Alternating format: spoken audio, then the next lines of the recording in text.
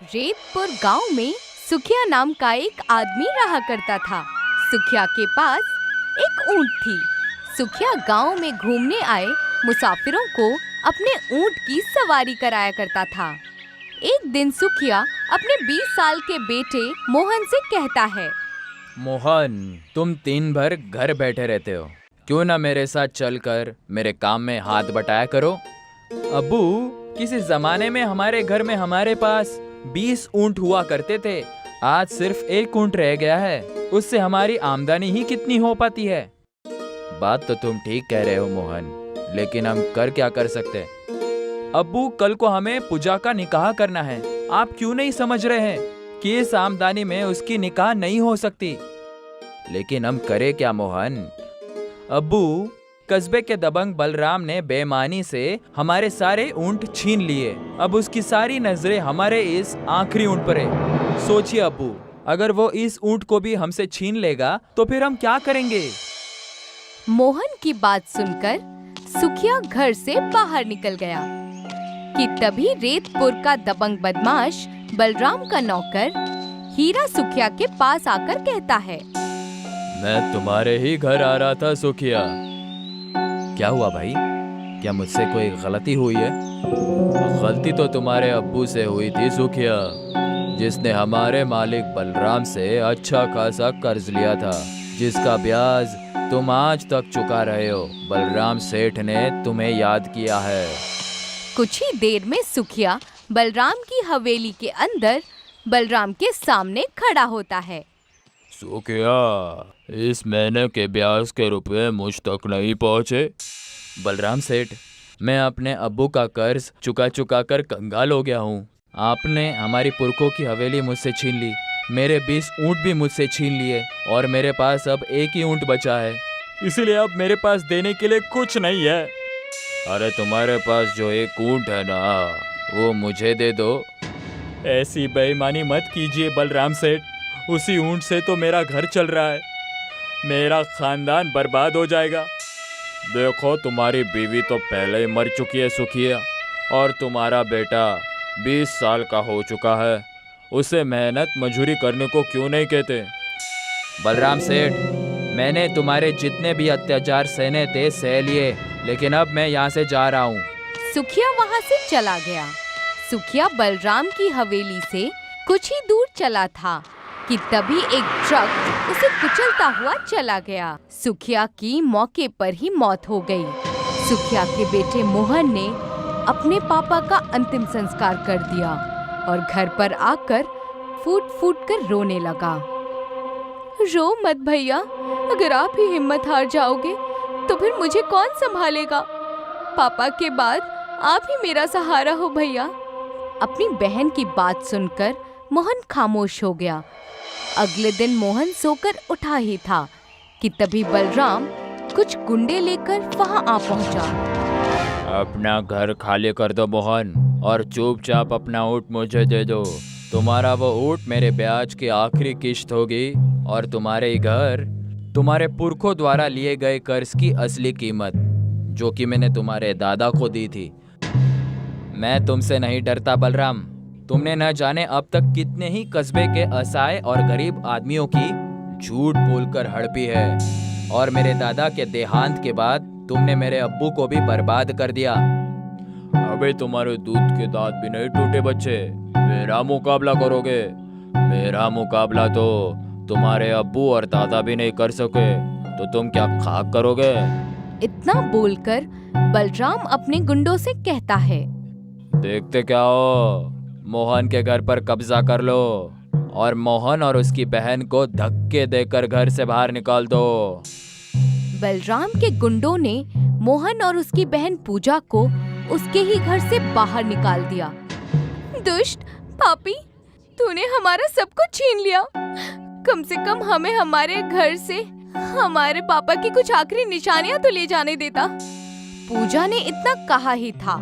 Balram painting पूजा के हाथ में पकड़ाता हुआ कहता है, तुम्हारे अब्बू को अपना ऊँट बहुत प्यारा था, लेकिन हम तो तुम्हें तुम्हारा ऊँट नहीं दे सकते। लेकिन तुम ये ऊँट का तस्वीर लेकर जा सकते हो। इस ऊँट का तस्वीर देखकर अपने अब्बू को याद करना, पूजा उस तस्वीर को पकड़कर अपने भाई मोहन के साथ रोती हुई वहाँ से चली गई। वो दोनों गांव की सीमा पर पहुँचे ही थे कि तभी गांव के मुखिया ने उन दोनों को रोक लिया। तुम दोनों को कहीं जाने की जरूरत नहीं है। तुम दोनों आज से मेरे घर पर रहोगे। नहीं मुखिया जी, मैं आपका यह एहसान नहीं ले सकता। तुम्हारे अब्बू और तुम्हारे दादा ने मेरे अब्बू पर बहुत एहसान किए थे, अब ना मत करना। मुखिया मोहन और पूजा को अपने घर पर लेकर आ गया। रात में पूजा अपने पापा को याद करके रो रही थी कि तभी उसके कानों में एक ऊंट की आवाज टकराई। यहाँ तो आसपास कोई भी ऊंट नहीं है, फिर यह आवाज कैसी? कुछ वक्त बाद उसके कानों में ऊंट के बोलने की लगातार आवाजें टकराने लगीं। पूजा ने देखा कि वो आवाजें तस्वीर के अंदर से आ रही थीं। पूजा ने जैसे ही उस तस्वीर को देखा तो वो हीरे का ऊंट तस्वीर के अंदर एक रेगिस्तान में चला जा रहा था। पूजा अपने भाई मोहन को बाहर बुलाकर लाती है। क्या हुआ पूजा? भैया, ये देखिए, इस तस्वीर में हीरे का ऊंट चल रहा था और बोल भी रहा था। मोहन उस तस्वीर को गौर से देखने लगा। जैसे ही मोहन ने उस तस्वीर में बने हीरे के ऊंट को हाथ लगाया, अचानक वो हीरे का ऊंट तस्वीर से बाहर निकल आया। ये देखकर पूजा और मोहन की आंखें आश्चर्य से फटी की फटी रह गईं। मुझे देखकर चौंकने की जरूरत नहीं है। मैं जादुई हीरे का ऊंट हूँ जो तुम्हारे दादा ने एक जादू की नगरी से खरीदा था, लेकिन किसी वजह से उन्होंने मुझे इस तस्वीर के अंदर बंद कर दिया था और मुझसे कहा था कि जब उनका पोता इस तस्वीर को हाथ लगा देगा मैं तब बाहर आ जाऊंगा। इस मंजर को मुखिया भी देख रहा था। मुखिया वहाँ आकर मोहन से कहता है, मोहन, मेरे अब्बू कहा करते थे कि तुम्हारे दादा के पास कुछ चमत्कारिक ताकत भी थी, लेकिन तुम्हारे अब्बू को इस बात पर यकीन नहीं था। तभी वो हीरे का ऊंट अपने मुंह से हीरे उगलने लगा। इन हीरों को बाजार में बेचा ना, तुम कोई आम इंसान के पोते नहीं हो। मोहन उन हीरों को अगले दिन बाजार में बेच आया। कुछ ही दिनों में मोहन ने रेतपुर गांव के सभी गरीब और असहाय लोगों के कर्जे चुकता करके बलराम के हाथों उनकी जमीन और उनकी संपत्ति छुड़ाकर वापस कर दी। आखिर ये सब माजरा क्या है? इस मोहन के पास आखिर इतनी दौलत कहाँ से आ गई? मैंने तो उसे और उसके अब्बू को कंगाल कर दिया था। बलराम सेठ, पूरे रेतपुर कस्बे में चर्चा है कि मोहन के पास एक हीरे का ऊंट है। जब से वो हीरे का ऊंट मोहन के पास आया है, सुना है कि वो हीरे का ऊंट अपने मुंह से हीरे उगलता है। यकीन तो मुझे भी नहीं था। मोहन भी अपने अब्बू की तरह बेवकूफ है। मोहन ने सारे कस्बे का जायदाद मुझे 2 गुने पैसे देकर छुड़वा ली, लेकिन उसने अभी तक अपने 20 ऊंट और हवेली नहीं छुड़वाई। अब तुम देखना कि मैं उसे कैसे अपनी बातों में फंसाकर उससे उसका हीरे का ऊंट हासिल करता हूँ। अगले दिन बलराम अपने नौकर हीरा के साथ मोहन की हवेली में पहुंच गया। तुम तो अपने अब्बू के मौत पर उस दिन बड़े आंसू बहा रहे थे। अरे बेवकूफ, जब तुम्हारे पास वो हीरे का ऊंट आ ही गया था तो तुम्हें सबसे पहले अपने अब्बू की जायदाद को छुड़वाना चाहिए था, ना कि उन कस्बे वालों की जायदाद को। मैं इसी बारे में आपके साथ बात करने वाला था सेठ। बोलिए, मेरे 20 ऊंट और मेरे पूर्वजों के हवेली की कीमत क्या है? मैं तुम्हारे 20 ऊंट और हवेली वापस कर सकता हूँ, लेकिन तुम्हें इसके बदले तुम्हें अपना हीरे का ऊंट मुझे देना पड़ेगा। बलराम की बात सुनकर मोहन गहरी सोच में डूब जाता है।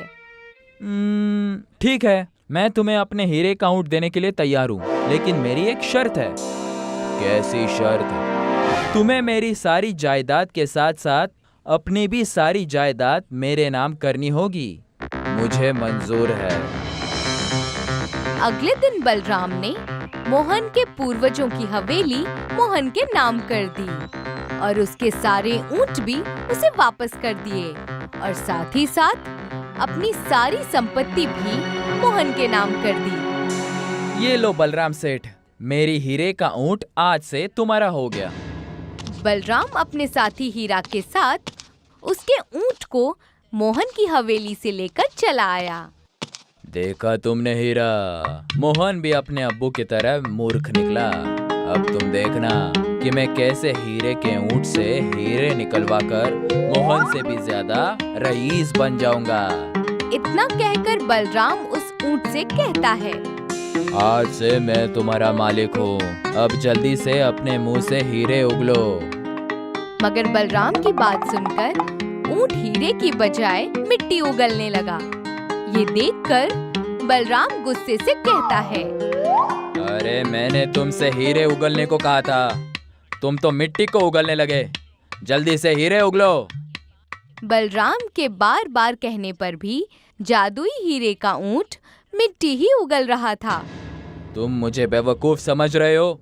जादुई हीरे के ऊंट, अगर तू हीरे नहीं उगलेगा तो क्या हुआ? तेरे जिस्म पर लगे हुए हीरे उखाड़ कर मैं अपने नुकसान की भरपाई करूंगा। जैसे ही बलराम ने हीरे के ऊंट पर लगे हुए हीरों को हाथ लगाया, हीरे का ऊंट गायब हो गया।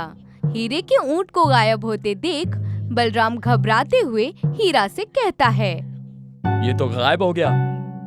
बलराम सेठ, मुझे लगता है कि मोहन ने आपको बेवकूफ बनाया।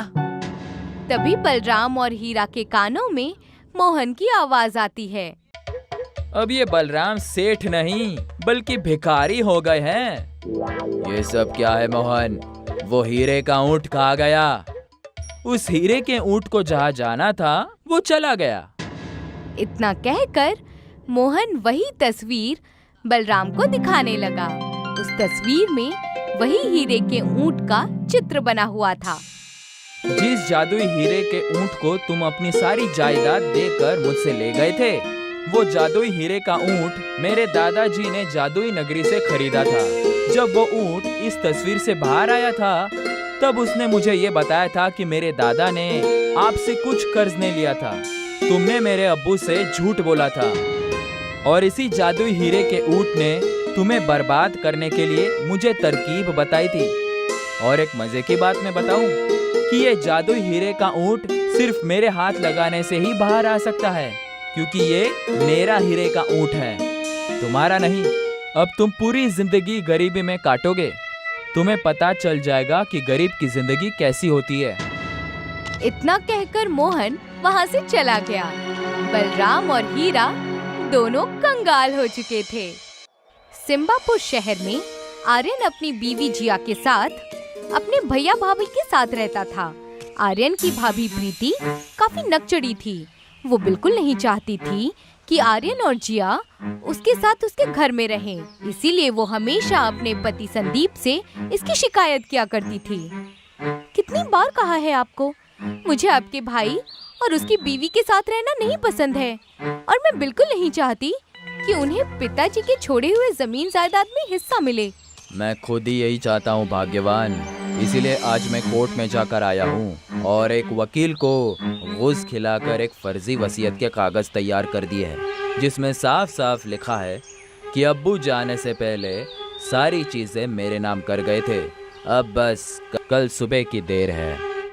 वाह पतिदेव, क्या तरकीब लगाई है आपने। आर्यन और जिया बर्ताव के बहुत अच्छे थे। घर का सारा काम जिया अकेले किया करती थी और आर्यन अपने पापा की बिरयानी की दुकान में काम किया करता था। अगले दिन का सूरज उगता है। संदीप और प्रीति आर्यन और उसकी बीवी दोनों को घर से निकाल देते हैं। भैया, ये आप नहीं कर सकते। दीदी, हमसे क्या भूल हो गई? आप हमें घर से निकाल देंगी तो हम कहाँ जाएंगे? कहीं पर भी जाओ, बस मेरे घर पर वापस मत आना। और आर्यन, तुम्हें काम पर आने की अभी जरूरत नहीं है। उस बिरयानी की दुकान को भी अब्बू मेरे नाम पर करके गए हैं। अब जाओ तुम दोनों और खुद का कुछ कर लेना, लेकिन वापस यहाँ मत आना, समझे? रहने की ही बात है तो थोड़े दिन किसी रेलवे स्टेशन पर सो जाना। गरीब लोग वहीं पर तो सोते हैं। आर्यन अपनी बीवी को सिम्बापुर रेलवे स्टेशन चला जाता है और खाने के लिए कुछ चीजें लेता है। वो पूरा दिन उसी रेलवे स्टेशन पर बिताते हैं। ना सिर पर छत, ना बदन पर चादर। जैसे जैसे दिन बीत रहा था, खाना भी कम हो रहा था। हम खाएंगे क्या? खाने के लिए कुछ नहीं बचा है। तुम फिक्र मत करो, यही ठहरो, मैं कुछ करता हूँ। आर्यन थोड़ी दूर जाकर लोगों से खाने की भीख मांगने लगता है। खाना, खाना, किसी के पास कुछ खाना है तो खाना दे दो। मेरी बीवी भूखी है, खाना दे दो, कोई तो कुछ दे दो।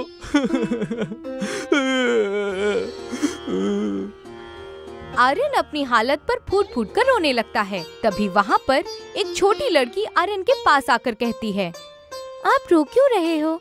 मैं आपको खाना देती हूँ। आज मैं अपना टिफिन लाना भूल गई और मम्मी ने मुझे आज बिरयानी और मेरे दोस्तों के लिए मोमोज पैक करके दिए हैं। आप रोइए मत, मैं आपको अपना टिफिन देती हूँ। बेटी, तुम्हारा बहुत बहुत शुक्रिया। ऊपर वाला हमेशा तुम्हारे साथ रहे। ऊपर वाले से मेरी ये दुआ है। तभी रास्ते में एक बुजुर्ग औरत कमजोरी की हालत में लोगों से खाना मांग रही थी। कोई खाना दे दो, नहीं तो मैं जिंदा नहीं बचूंगी। आर्यन उसे देखकर रुक जाता है और बुजुर्ग औरत से कहता है, जी अम्मी जी, मैं थोड़ा सा खाना आपको देता हूँ। मैं अपने हिस्से का खाना आपको दे देता हूँ। मुझे बस इतना खाना चाहिए था जिससे मेरी बेगम का पेट भर जाए। तुम नेक इंसान हो, तलाशा हर जगह तुम्हें, उसी तरह से जैसे कोई समुद्र में मोती ढूंढता हो। हर बार पत्थर हाथ में आते हैं, मगर आज इस समंदर में मुझे मोती मिल गया। वो बुजुर्ग औरत अचानक से परी में तब्दील हो जाती है। जिस बच्ची ने तुम्हें आज टिफिन दिया था वो मैं ही थी बेटा। भूखमरी की भी हालत में तुमने मुझे खाना दिया। अब से तुम कभी भूखे नहीं सोओगे। धीरे धीरे सब जो तुमने खोया है उसका दुगना तुम्हारे पास आ जाएगा। मेहनत करो और खूब तरक्की करो आर्यन। परी जादू से वहाँ स्टेशन पर एक दुकान खड़ी कर देती है जिस पर मोमोज बिरयानी लिखा होता है। कल से तुम यही बेचोगे, इस दुकान पर तुम काम करोगे। जो कोई तुम्हारे हाथ की बिरयानी खाएगा वो उसका दीवाना हो जाएगा। ये कहकर परी वहाँ से चली जाती है। आर्यन जिया को जाकर खाना देता है और उसे सारी बात बताता है। अच्छे लोगों के साथ बुरा होता है, सबने कहा और सुना है, मगर आज जो हमारे साथ हुआ है वो प्रमाण है कि ये बात गलत है। अगले दिन आर्यन और जिया दोनों दुकान में जाते हैं जहाँ पर पहले से ही मोमोज बिरयानी बनाने की चीजें वहाँ पर 2 पेटियों में रखी हुई थी और साथ ही वहाँ पर एक पर्ची भी थी जिसमें मोमोज बिरयानी बनाने का तरीका लिखा हुआ था। यहाँ तो पहले से ही चीजें रखी हुई है। हम इस बिरयानी को सबके लिए बेचेंगे। इसे गरीब भी खरीद सकता है और रईस भी। इस बिरयानी को हम 5 रुपयों में बेचेंगे। सही कहा आपने। आर्यन और जिया मोमोज बिरयानी बना लेते हैं और उस मोमोज बिरयानी को रेलवे स्टेशन पर 5 रुपए में बेचना शुरू कर देते हैं। कुछ वक्त बाद वहाँ कई सारे लोग उनकी बनाई हुई मोमोज बिरयानी खाने चले आते हैं। बेटा, शुक्रिया, तुमने हम गरीबों को अपने ध्यान में रखकर ये अनोखी मोमोज बिरयानी 5 रुपयों में बेचना शुरू कर दी। हमने भी दिन सहे हैं, हमें पता है कि कैसा लगता है। आप बेफिक्र रहिए और ये बताइए कि आपको और बिरयानी चाहिए क्या, क्योंकि उसके लिए और पैसे देने की जरूरत नहीं है। धीरे धीरे आर्यन और जिया की मोमोज बिरयानी पूरे शहर में मशहूर हो गई। सब लोग उसकी दुकान पर 5 रुपए की मोमोज बिरयानी खाने आने लगे। कई शहरों के रईस लोग भी 5 रुपए वाली मोमोज बिरयानी खाने आते और उसे कई सारे पैसे देकर जाते। ये खबर हवा की तरह संदीप और प्रीति तक भी पहुंच जाती है। ये मैं क्या सुन रही हूँ पतिदेव? आर्यन और जिया फिर से रईस बनते जा रहे हैं। उन्हें कई सारे शहर के धनवान लोग उस बिरयानी को खाकर ज्यादा पैसे भी दे रहे हैं उन्हें।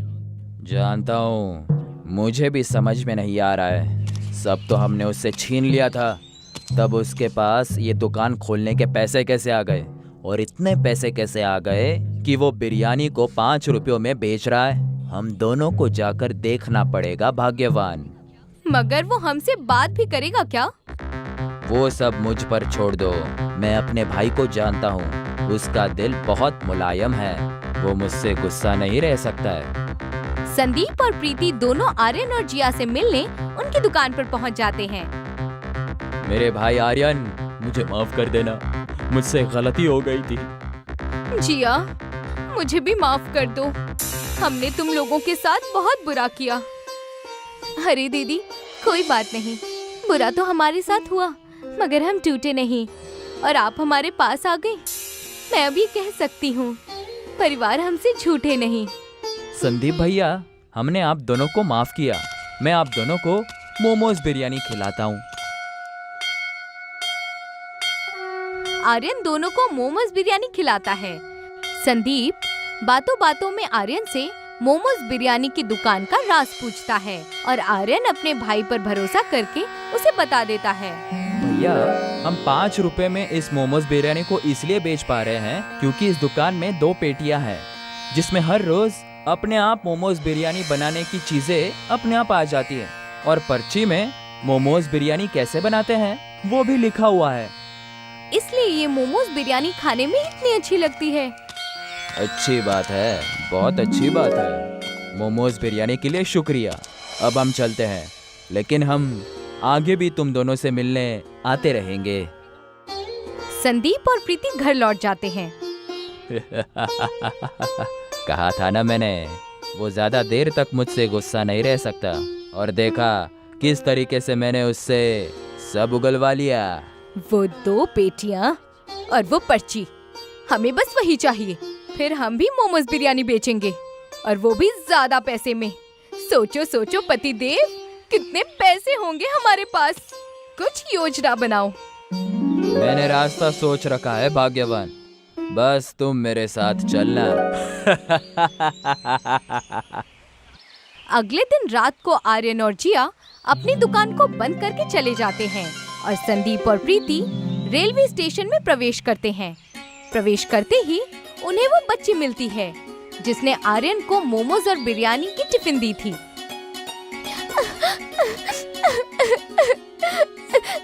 मैं रास्ता खो चुकी हूँ, अंकल जी मेरी मदद कीजिए, मुझे घर छोड़ दीजिए। ए लड़की, यहाँ से भाग, जा यहाँ से, किसी और से मदद मांग। अरे, एक बच्ची यहाँ कैसे आ गई? समझ नहीं आता क्या? निकल यहाँ से।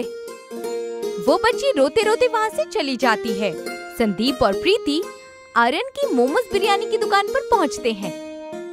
देखो, यही है वो पेटियां जिसमें हर दिन उस अनोखी मोमोज बिरयानी बनाने की चीजें अपने आप आ जाती हैं। और वो रही पर्ची जिसमें उस मोमोज बिरयानी बनाने को तरीका लिखा है। कितना भोला है मेरा भाई, ऐसी चीज को इतनी आसानी से छोड़कर कैसे जा सकता है। बेवकूफ भाई है मेरा, इसीलिए मैं बहुत रईस हो जाऊंगा। संदीप और प्रीति उन दोनों पेटियों और पर्ची को उठाकर जाने लगते हैं। तभी उन्हें बीच में एक बुजुर्ग औरत नजर आती है जो उन दोनों से मदद मांगती है। कोई मेरी मदद करो, कोई मुझे कुछ खाने के लिए दे दो, बड़ी भूख लग रही है। बेटा, पेटी में से कुछ खाने के लिए दे दो। नहीं नहीं, हमारे पास आपको देने के लिए कुछ नहीं है।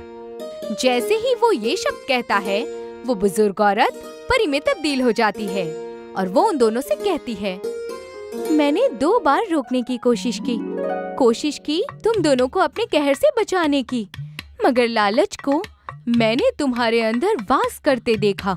नहीं मिलेगी माफी तुम दोनों को इस गुनाह की। रईस होना था तुम दोनों को, अब सब छीन लिया जाएगा तुमसे। कूदता तुम्हारा मन पैसा देखकर, अब कूदते रहना जिंदगी भर एक मेंढक की तरह। संदीप और प्रीति मेंढक में तब्दील हो जाते हैं। अगली सुबह होती है, आर्यन अपनी दुकान खोलता है और उसे वो दोनों पेटियां अपनी जगह पर ही मिलती हैं, जैसे पिछली रात को कुछ हुआ ही ना हो। शहर में आर्यन आगे और कई सारी जगहों पर अपनी 5 रुपए की मोमोज बिरयानी की दुकान खोल लेता है और अपनी जिंदगी आराम से जीता है।